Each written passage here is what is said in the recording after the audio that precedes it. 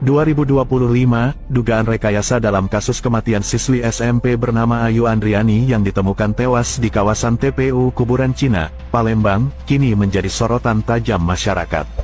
4 anak di bawah umur yang sempat ditetapkan sebagai tersangka dalam kasus ini mengaku menjadi korban penyiksaan dan tekanan oleh aparat Polrestabes Palembang, yang diduga memaksa mereka untuk mengikuti skenario yang direkayasa.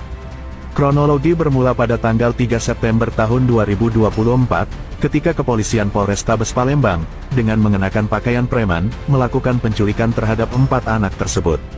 Salah satu anak diculik di sekolah saat sedang belajar, sementara 3 anak lainnya ditangkap saat bermain di luar rumah.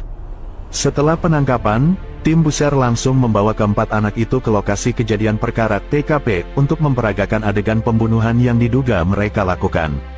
Selama proses ini, anak-anak tersebut mengalami kekerasan fisik yang dilakukan oleh aparat.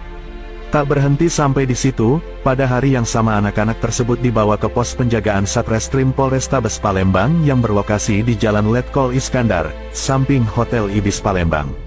Di sana, mereka kembali mendapatkan penyiksaan dan didesak untuk mengikuti narasi yang telah disusun penyidik.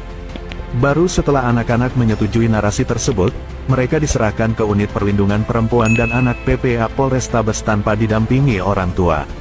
Keluarga yang panik berupaya mencari keberadaan anak-anaknya dengan bertanya kepada warga dan akhirnya mendapat kabar dari seorang kepala sekolah bahwa anak-anak mereka telah ditangkap oleh polisi.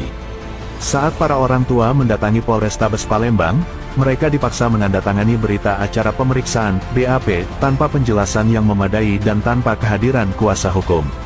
Dugaan manipulasi proses hukum ini semakin kuat setelah anak-anak menyatakan kepada orang tua mereka bahwa mereka bukanlah pelaku pembunuhan tersebut.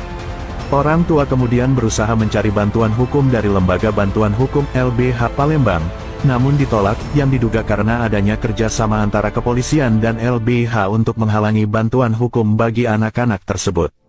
Pada tanggal 5 September tahun 2024, orang tua bertemu dengan seorang aktivis sekaligus pengacara yang bersedia membantu secara cuma-cuma.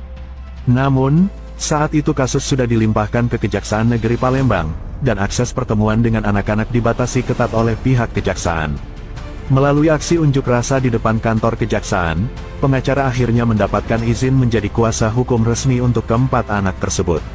Selama persidangan yang berlangsung tertutup, terungkap fakta mengejutkan bahwa para saksi yang diajukan oleh jaksa dan polisi mencabut kesaksian mereka setelah mengaku mendapat intimidasi serta kekerasan dari aparat penegak hukum untuk memberikan kesaksian palsu demi menjebloskan anak-anak tersebut. Dengan bukti forensik, termasuk sidik jari dan tes DNA yang tidak mengaitkan ke-4 anak dengan korban atau tempat kejadian, kasus ini jelas merupakan rekayasa. Namun demikian, vonis bersalah tetap dijatuhkan oleh hakim. Dugaan suap kepada hakim semakin memperkuat spekulasi adanya kolusi antara aparat kepolisian, jaksa, dan hakim demi menutupi kawanan pelaku sebenarnya. Sidang sengaja digelar tertutup untuk menutup-nutupi ketidakadilan ini, meskipun saat vonis hakim membuka sidang untuk umum agar memberi kesan bahwa proses hukum berjalan transparan. Tim kuasa hukum telah melaporkan dugaan pelanggaran etik oleh hakim ke Komisi Yudisial Palembang dan berkomitmen terus memperjuangkan ke-4 anak tersebut tanpa menerima imbalan apapun dari keluarga. Keikhlasan mereka menjadi harapan bagi anak-anak yang tak berdosa ini untuk mendapatkan keadilan, pemulihan nama baik, serta dukungan mental dan psikologis. Kasus ini menggambarkan bagaimana rekayasa hukum dapat menyasar korban yang sangat rentan.